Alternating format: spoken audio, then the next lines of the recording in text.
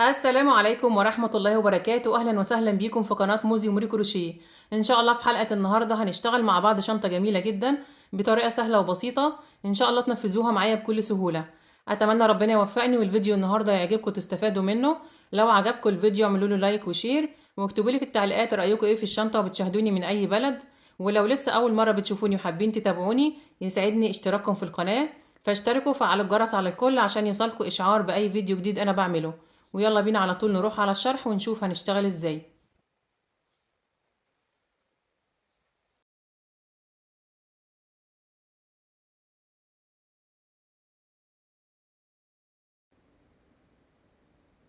انا هشتغل بخيط مكرمية مصري متوسط السمك، سمك 3 ملي. هشتغله بإبرة رقم 5 مليمتر. تقدروا تشتغلوا بأي نوع خيط يكون مناسب مع الإبرة المناسبة ليه، وتشتغلوا بنفس الطريقة اللي انا هشتغل بيها معاكم النهاردة. وتقدروا كمان تتحكموا في المقاسات، تكبروا او تصغروا حسب المقاسات اللي انتوا عايزينها. هبدأ بسم الله.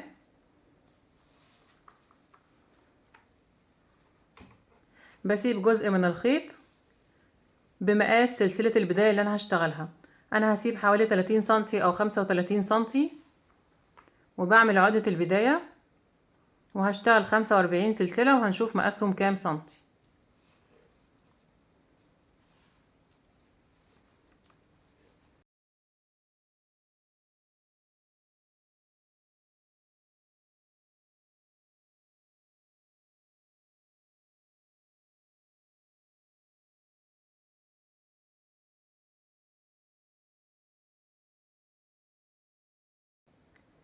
ال45 سلسلة مقاسهم 36 سنتي بالظبط. طبعا لو حابين تكبروا المقاس بتزودوا عدد السلاسل، ولو حابين تصغروا المقاس بتقللوا عدد السلاسل. بعد كده برتفع سلسلة وبحسبها ارتفاع لغرز الحشو اللي انا هشتغلها، وبسيبها وبرجع على ال45 سلسلة اللي قبلها وبشتغل غرز حشو. نخلي بالنا هنشتغل ازاي. بجيب طرف الخيط اللي انا سبته في البداية وبحطه كده على السلسلة وبشتغل عليه الجنب الاول مع الحلقة الخلفية للسلسلة. معايا لفة على الابرة، بفوت اخر سلسلة اللي هي الارتفاع وبدخل في اللي قبلها في منتصف حرف الفي تحت الحلقة الخلفية، وباخد معايا طرف الخيط ده كده وبشتغل عليه.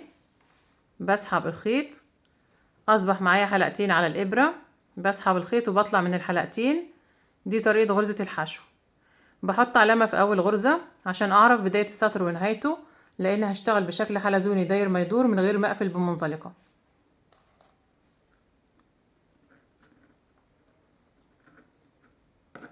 بعد كده بكرر على كل السلاسل، بشتغل في كل سلسلة غرزة حشو واحدة في الحلقة الخلفية للسلسلة، ومعايا طرف الخيط بتاع البداية لحد ما اوصل لاخر سلسلة هنا عند خيط البداية. بدخل في منتصف حرف الفي بتاع السلسلة تحت الحلقة الخلفية، ومعايا طرف الخيط بتاع البداية وبسحب وبشتغل غرزة الحشو، وبكرر لحد ما اوصل لاخر سلسلة.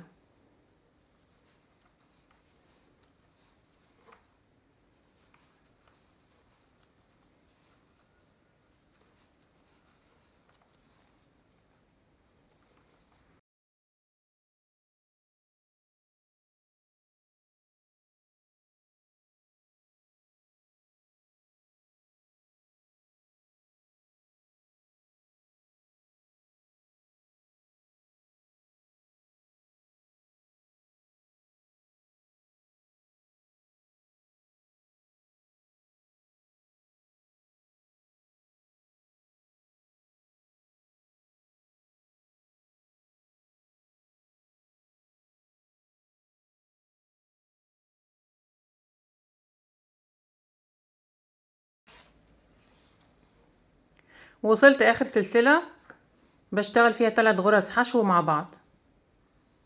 بدخل برضو في الحلقة الخلفية للسلسلة مع طرف الخيط وبشتغل 3 غرز حشو، 1 2 3. كده انا اشتغلت الجنب الاول على طرفين من الخيط. الطرف بتاع الحلقة الخلفية للسلسلة وطرف الخيط بتاع البداية اللي انا سبته اللي هو تقريبا 35 سنتي او 30 سنتي.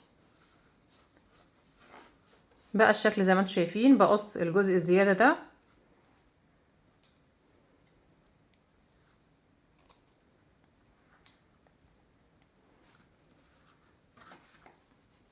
ده شكل الجنب الاول اللي انا اشتغلته.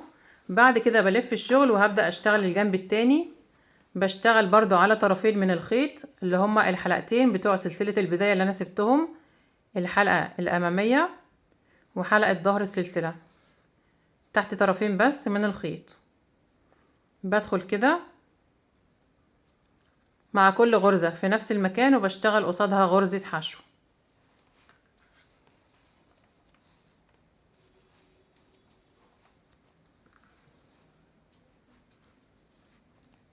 هيبقى الشكل كده. هكمل بنفس الطريقة لحد ما اوصل عند اول غرزة حشو انا بدأت بيها وحطيت فيها العلامة. بشتغل قصاد كل غرزة غرزة.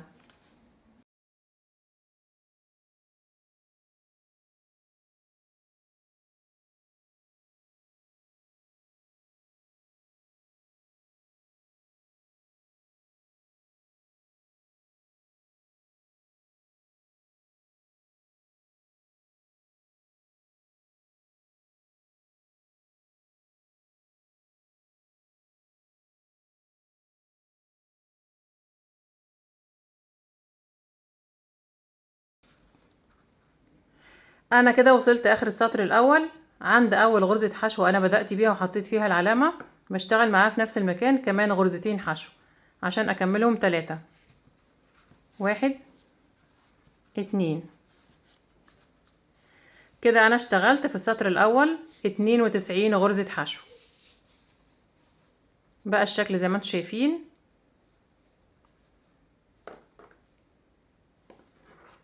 بعد كده هبدأ اشتغل السطر التاني، بس قبل ما اكمل شغل بجيب علامات وبحط علامات في الغرز اللي انا هعمل فيها تزايد. يعني ايه تزايد؟ يعني بشتغل في كل غرزة غرزتين حشو مع بعض.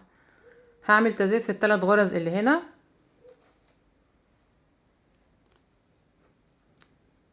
بحط علامة في اول غرزة من ال3، في الغرزة التانية، وفي الغرزة التالتة. بعد كده بروح هنا عند الجنب ده اللي انا ببدأ منه الشغل بتاعي، وبحط برضو علامة في الغرزة دي اللي قبل الأخيرة والغرزة الأخيرة، وعندي العلامة اللي في أول غرزة اللي هي أول غرزة في السطر واللي أنا ببدأ منها التزايد في كل سطر. يبقى أنا كده عندي 3 غرز في الدوران ده و3 غرز في الدوران ده هشتغل فيهم تزايد في كل سطر. وعندي في المنتصف في الجنب الأول 43 غرزة حشو، وقصادهم 43 غرزة حشو في الجنب التاني. دول هيفضلوا معايا ثابتين في كل السطور، مش هعمل فيهم تزايد خالص. التزايد هعمله مكان العلامات في ال3 غرز اللي هنا وال3 غرز اللي هنا. هزود في كل سطر هشتغله 6 غرز حشو. بزود 3 هنا لان بعمل تزايد 3 مرات، وبزود 3 هنا لان برضو بعمل تزايد 3 مرات. هبدأ السطر التاني زي ما اتفقنا. الشغل بتاعنا حلزوني من غير ما اقفل بمنزلقة. بشيل العلامة من اول غرزة وهشتغل فيها اول تزايد في السطر التاني. يعني ايه تزايد؟ زي ما اتفقنا يعني غرزتين حشو في نفس الغرزة. الشغل بقى تحت الحلقتين في الغرزة كلها تحت حرف الفي. بدخل في اول غرزة على طول وبسحب الخيط وبشتغل اول غرزة في السطر التاني وبحط فيها العلامة. الغرزة التانية في نفس المكان. ده اول تزايد انا بعمله في الدوران اللي انا ببدأ منه، وبعد كده بلف بالشغل بتاعي وبرجع في اخر السطر بعمل كمان مرتين تزايد مكان العلامتين اللي قبل الاخيرة والاخيرة. بعد ما اشتغلت تزايد هنا في بداية السطر التاني هشتغل 43 غرزة حشو في المنتصف في الجنب الاول، في كل غرزة غرزة واحدة بس لحد ما اوصل عند العلامات اللي في الدوران التاني. الشغل كله تحت الحلقتين بداية من السطر التاني في الغرزة كلها.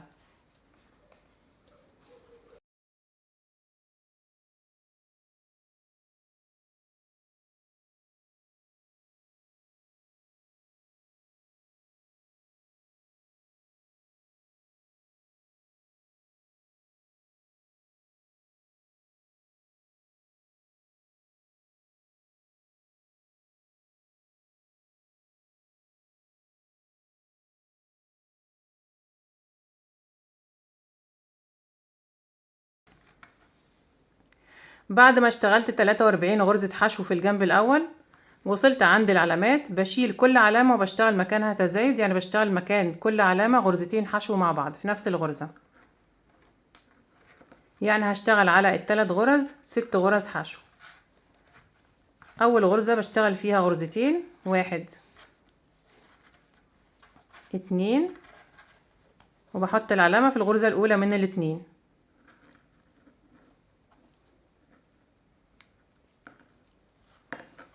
الغرزة التانية بشيل العلامة وبشتغل غرزتين حشو،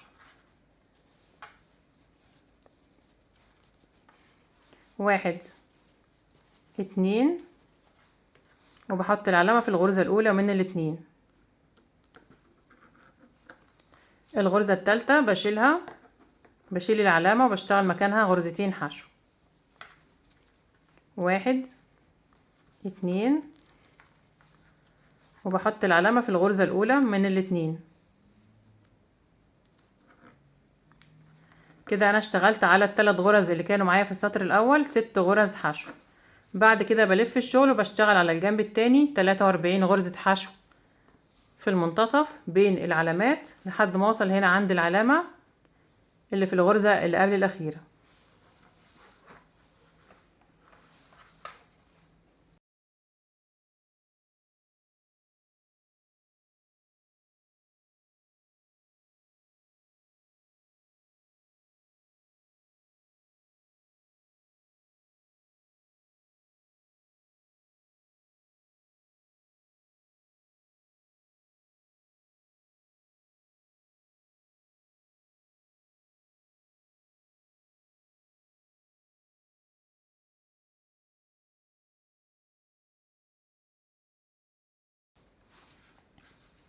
بعد ما اشتغلت 43 غرزة حشو في المنتصف في الجنب التاني، وصلت هنا عند آخر غرزتين في السطر، بشيل كل علامة وبشتغل مكانها غرزتين حشو في نفس الغرزة. العلامة الأولى في الغرزة اللي قبل الأخيرة بشتغل مكانها غرزتين، 1 2، وبحط العلامة في الغرزة الأولى من الاتنين. في العلامة التانية في الغرزة الأخيرة بشيل العلامة وبشتغل مكانها غرزتين،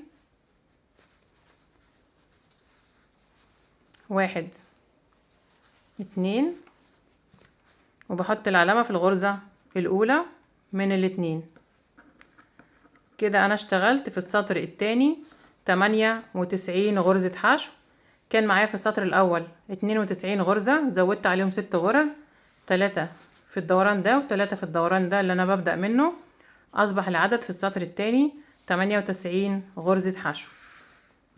بقى الشكل زي ما انتم شايفين. بعد كده هبدأ السطر الثالث بنفس الطريقة، بشيل العلامة وبشتغل مكانها أول تزايد، بشتغل غرزتين حشو، 1 2، وبحط العلامة في أول غرزة من الاتنين وأول غرزة في السطر. بعد كده بكمل وبشتغل في كل غرزة غرزة واحدة تحت الحلقتين،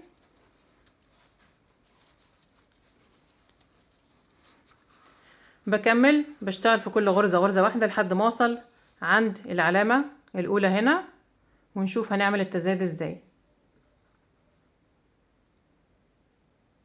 وصلت عند العلامة الأولى في الدوران التاني، بشيلها وبشتغل مكانها تزايد يعني غرزتين حشو، وبعد كده بشتغل غرزة حشو فردي، وبكرر مرتين كمان بشتغل تزايد مكان العلامة، وبعدها في الغرزة التانية غرزة حشو فردي، وتزايد هنا مكان العلامة التالتة، وبعدها غرزة حشو فردي. التزايد اللي انا بدأته في السطر الثالث اشتغلت تزايد، كان عندي غرزتين في السطر الثاني مع بعض، اشتغلت في اول غرزة تزايد يعني غرزتين، في الغرزة الثانية غرزة حشو فردي. يعني هنا بدأت بثلاث غرز، وبعد منهم اشتغلت 43 غرزة اللي هم ثابتين عندي في المنتصف لحد ما وصلت عند العلامات اللي هنا. كان عندي 6 غرز في السطر الثاني، هشتغل عليهم 9 غرز. في اول غرزة اللي فيها العلامة بشتغل غرزتين، 1 2، وبحط العلامة في الغرزة الأولى. الغرزة التانية بشتغل فيها غرزة حشو فردي، يعني غرزة واحدة. بعد كده بشيل العلامة التانية وبشتغل مكانها غرزتين، 1 2، وبحط العلامة في الغرزة الأولى من الاتنين. الغرزة التانية بشتغل غرزة حشو فردي، بشيل العلامة التالتة وبشتغل مكانها غرزتين حشو تزايد، يعني 1 2، وبحط العلامة في الغرزة الأولى من الاتنين. وبعد كده في الغرزة دي بشتغل غرزة حشو فردي. كده أنا اشتغلت في الدوران ده 9 غرز حشو على ال6 اللي كانوا معايا في السطر التاني. بعد كده بلف الشغل وبشتغل 43 غرزة حشو في كل غرزة غرزة واحدة لحد ما اوصل عند العلامة اللي في الدوران اللي انا ببدأ منه.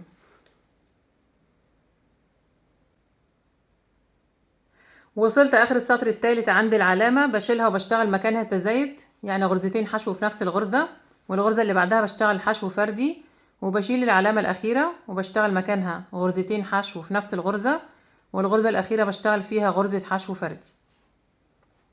بشيل العلامة دي كده وبشتغل مكانها غرزتين، 1 2، وبحط العلامة في الغرزة الأولى من الاتنين.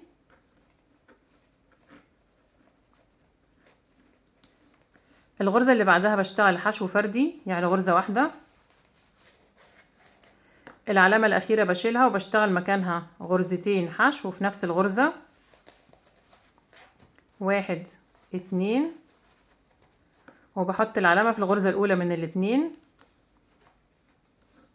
الغرزة الأخيرة بشتغل فيها حشو فردي، يعني غرزة واحدة.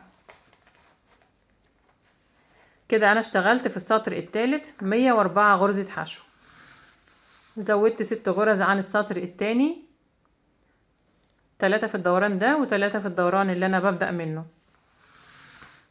بعد كده بلف الشغل وهشتغل وهبدأ السطر الرابع. هشتغل السطر الرابع كله من غير تزايد، يعني بشتغل في كل غرزة غرزة واحدة بس، وده هيكون آخر سطر أنا هشتغله.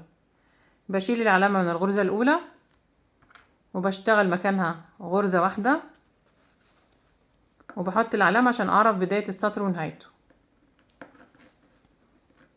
بعد كده بشيل العلامات دي كلها، مش هحتاجها تاني خلاص، لأن السطر الرابع ده هيكون آخر سطر أنا هشتغله. بشيل العلامات دي كمان.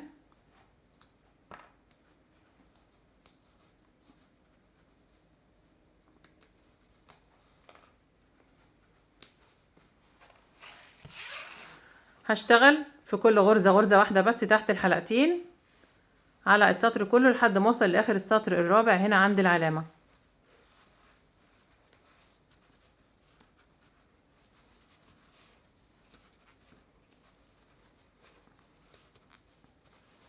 هكمل بنفس الطريقة في كل غرزة غرزة واحدة لحد ما اوصل لاخر السطر الرابع.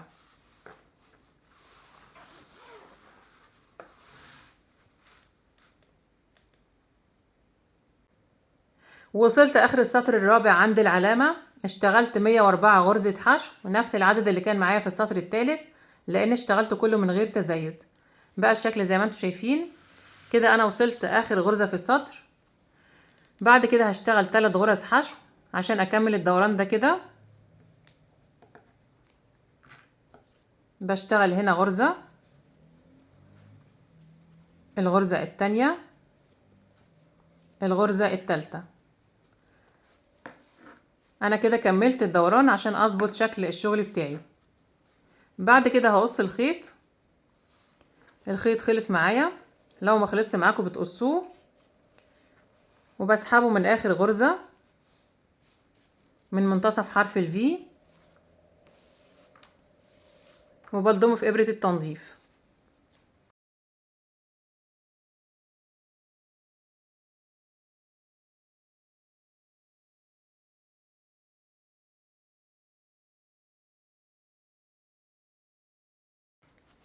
بعد كده بفوت الغرزة دي وبدخل في الغرزة اللي بعدها تحت الحلقتين، يعني تحت حرف الفي، وبسحب الخيط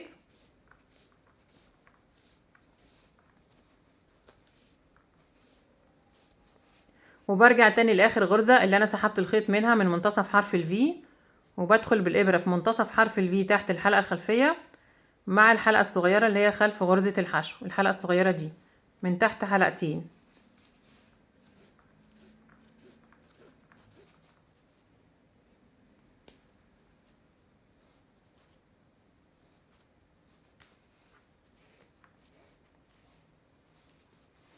وبسحب كده كده انا وصلت الشغل كله ببعضه، كأن مفيش قفلات عندي في السطر خالص. زي ما انتم شايفين عملت سلسلة حلت محل الغرزة اللي انا فوتها تحت. بقى ده شكل الشغل بتاعي. هنشوف المقاسات مع بعض كام سنتي، مقاس الجزء اللي انا اشتغلته.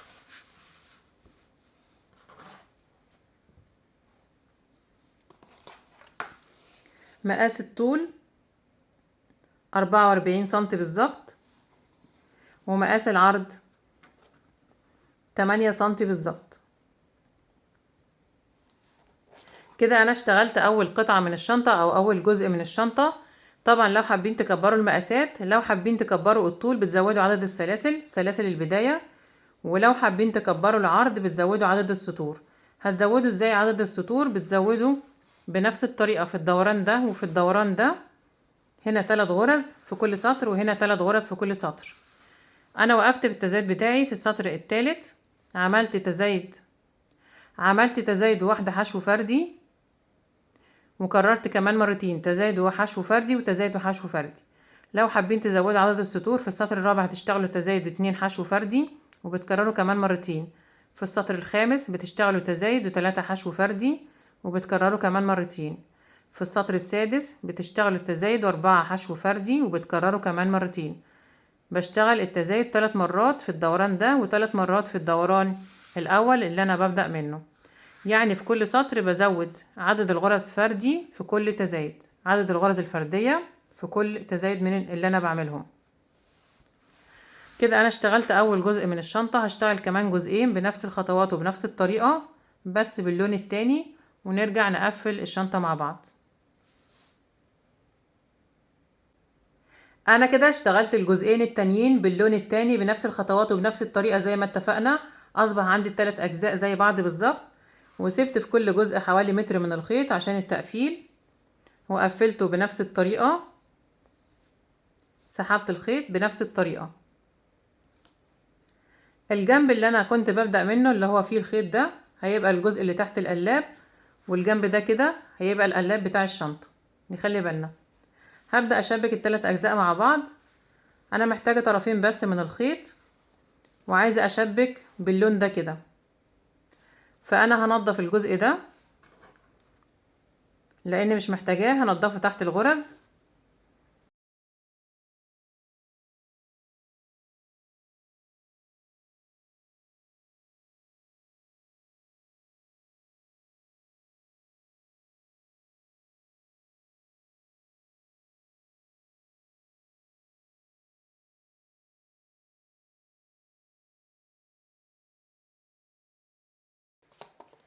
كده انا نضفت الخيط في الجزء البيج ده اللي هو هيكون في المنتصف، وهبدأ اشبك بطرفين الخيط.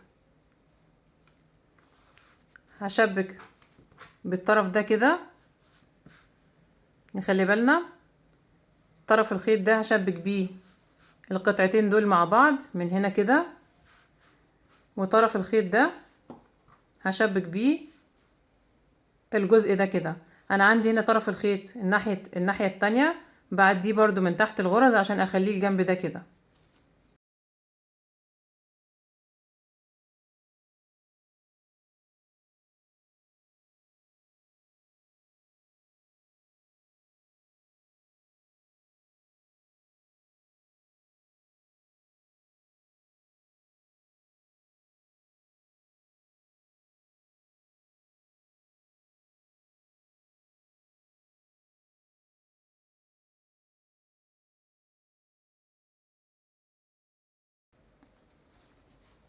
كده انا عديت سحبت الخيط تحت الغرز عشان يبقى جنب القطعة اللي في المنتصف.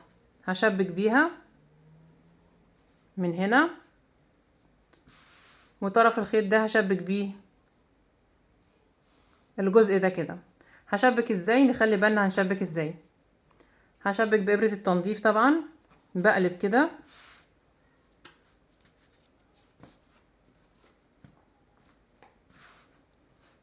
والجزء ده كده والجزء ده كده كده. انا قلبت الثلاث اجزاء. ده هيكون ظهر الشغل اللي هو هيكون داخل الشنطة.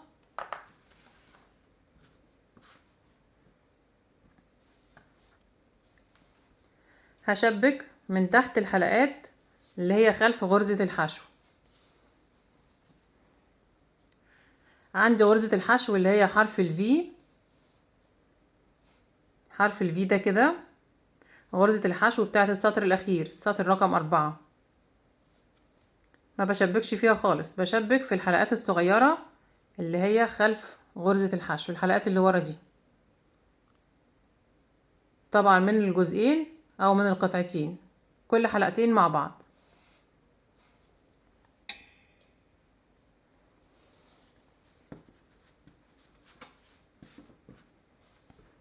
هاخد كده أول قطعتين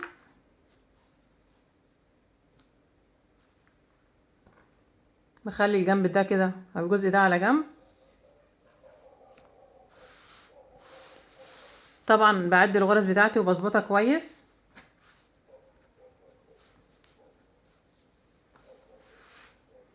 هبدأ من هنا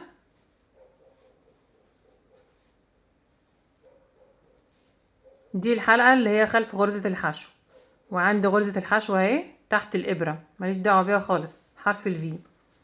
باجي هنا مع الغرزة المقابلة ليها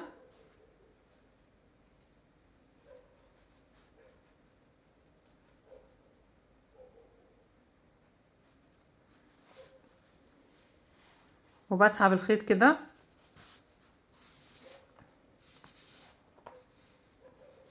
ما بشدش ايدي في الخياطة، بس اهم حاجة ما يكونش عندي فيه فاصل بين القطعتين.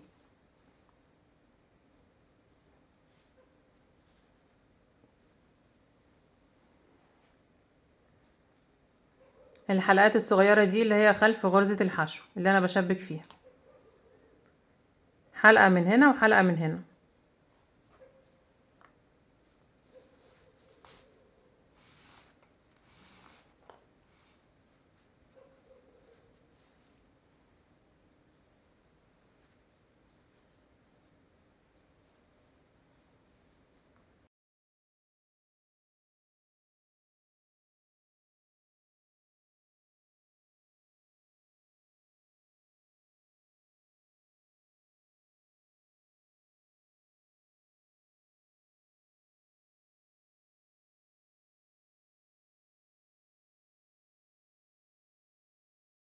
ده شكل الخياطة من جوه، ولو قلبت كده هيبقى ده الشكل من بره. شكلها جميل جدا والخياطة مش باينة خالص. هكمل بقى بنفس الطريقة، هشبك اول جزئين مع بعض لحد ما اوصل لهنا كده عند اخر غرزتين. خلاص كده وصلت اخر غرزتين وشبكتهم مع بعض. بخيط اخر غرزتين واول غرزتين مرتين عشان اثبت الشغل بتاعي من الاطراف. ده شكل الخياطة من جوه وده الشكل من بره. ده هيكون وش الشغل زي ما اتفقنا، شكله جميل جدا زي ما انتم شايفين. بعد كده بنضف الخيط الزيادة في اللون ده كده تحت الغرز.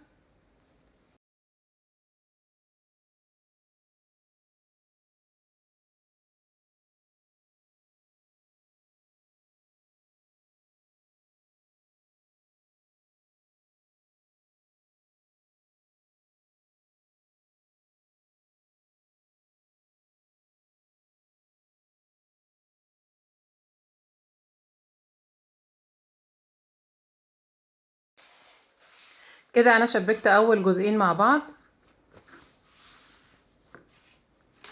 بجيب الجزء الثالث وبشبكه بنفس الطريقة. برضو ببدأ من هنا من الجنب اللي هيكون تحت القلاب وبخيط بنفس الطريقة لحد ما اوصل لهنا وانضف الخيط الزيادة ونرجع نكمل مع بعض. انا كده شبكت الجزء الثالث بنفس الطريقة ونضفت الخيط الزيادة. بقى الشكل زي ما انتم شايفين، ده شكل ظهر الشغل من جوه، وده شكل وش الشغل من بره. شكله جميل جدا. وعملت معاينة عشان احدد الغرز اللي انا هشتغل عليها الجوانب بتاعة الشنطة. بعمل المعاينة كده،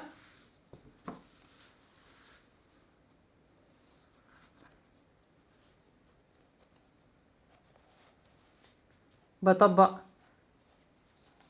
الشنطة كده عشان احدد الجوانب اللي انا هشتغلها، هشتغل كام غرزة. بعد ما عملت المعاينة بالطريقة دي كده، اشتغلت الجوانب بتاعة الشنطة، اشتغلت الجنبين بنفس الطريقة وبنفس الخطوات اللي انا اشتغلت بيها الجزء الاول. بدأت ب10 سلاسل زائد سلسلة ارتفاع، واشتغلت بنفس الطريقة، اشتغلت 4 سطور، نفس عدد السطور اللي انا اشتغلتها في الاجزاء الثلاثة الكبيرة بالشكل اللي انتوا شايفينه ده. وسبت الخيط ما قصيتهوش عشان هشبك بيه. هشبك في 30 غرزة بغرزة منزلقة وبإبرة الكروشيه. تقدروا تشبكوا بأي طريقة أسهل ليكم. عندي الجنبين زي بعض بالظبط، 4 سطور اشتغلتهم على 10 سلاسل. هبدأ أشبك أول جنب. طبعا بعد الغرز وبحط علامات، لو هتتلخبطوا بتحطوا علامات. بشبك بغرزة منزلقة من تحت حرف الفي في الجنب الكبير هنا مع الجنب الصغير. بسحب طرف الخيط الحلقة دي كده. هبدأ من هنا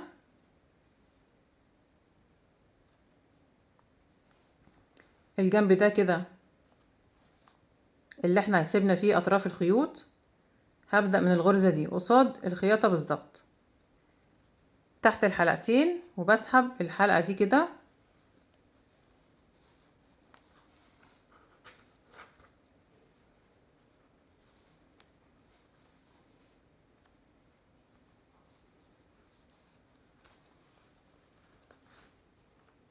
وبسحب الخيط بضمه، وبضم الجزئين على بعض وبشبك. بعد ما سحبت الخيط كويس بدخل في الغرزة دي تحت حرف الفي تحت الحلقتين مع الغرزة المقابلة ليها هنا برضو تحت الحلقتين، وبسحب وبعمل منزلقة. وبكرر على ال30 غرزة لحد ما اوصل عند الجنب التاني هنا كده في ظهر الشنطة.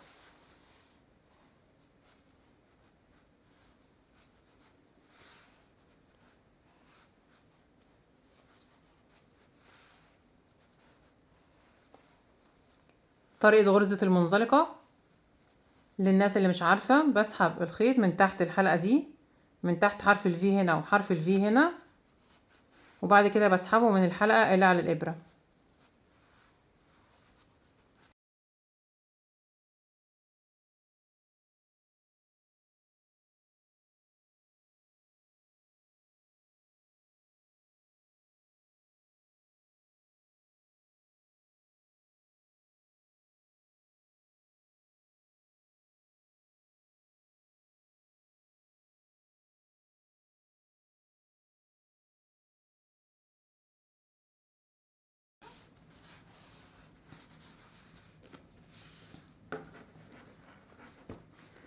كده انا شبكت في 30 غرزة.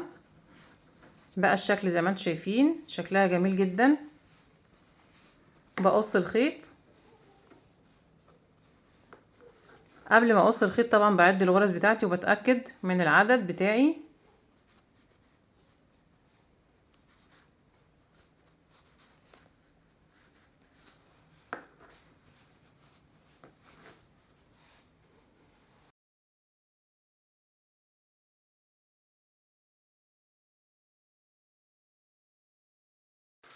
بعد ما قصيت الخيط بسحبه من اخر غرزة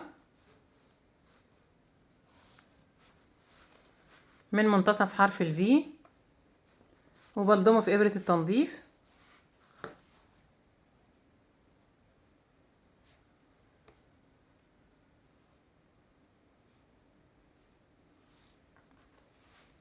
وبعدي من نفس الغرزة كده،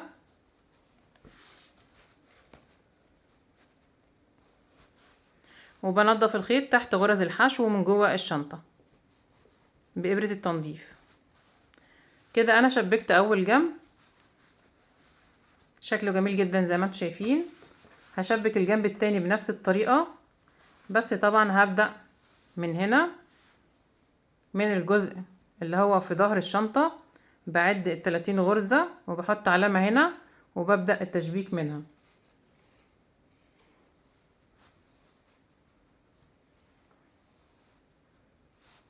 بعد الغرز بتاعتي الجنبين مع بعض، وبسحب الخيط من الغرزة رقم 31 هنا،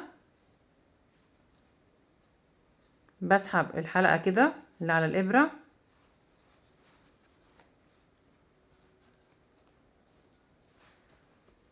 وبعد كده ببدأ من الغرزة اللي بعدها، بدخل تحت الحلقتين وتحت الحلقتين هنا وبعمل منزلقة.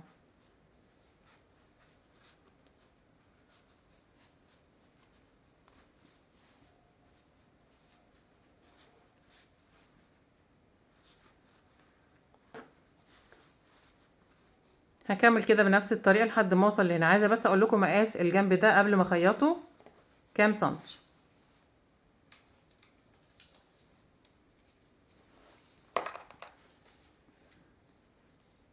مقاس الطول 13 سنتي بالظبط، ومقاس العرض 7 سنتي. عشان نبقى عارفين المقاسات بتاعتنا كلها، هشبك الجنب التاني بنفس الطريقة لحد ما اوصل لهنا كده، وهنضف الخيط الزيادة برضو بإبرة التنظيف جوه الشنطة، ونرجع نكمل مع بعض. خلاص كده شبكت الجنب التاني بنفس الطريقة ونضفت كل الخيوط الزيادة جوه الشنطة بإبرة التنظيف. بقى الشكل زي ما انتم شايفين، ده شكل الخياطة، شكلها جميل جدا. الشنطة من جوه واسعة جدا.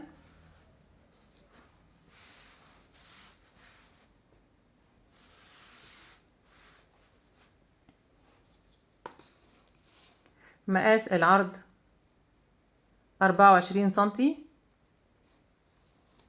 ومقاس الطول 15 سنتي. بعد كده بعمل معاينة وهبدأ أخيط القفل في الشنطة.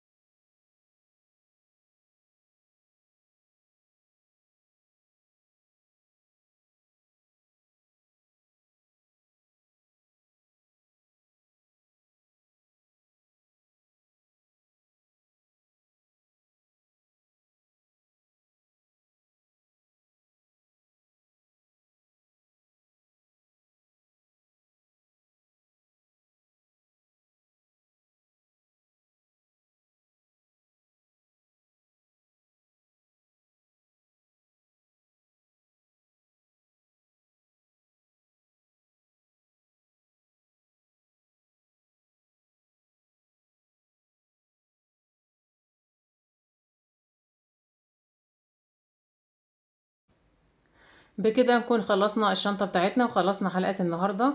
اتمنى يا رب يكون الفيديو عجبكم، تكونوا استفدتوا منه. لو عجبكم الفيديو اعملوا له لايك وشير، واكتبوا لي في التعليقات رأيكم ايه في الشنطة، وبتشاهدوني من اي بلد.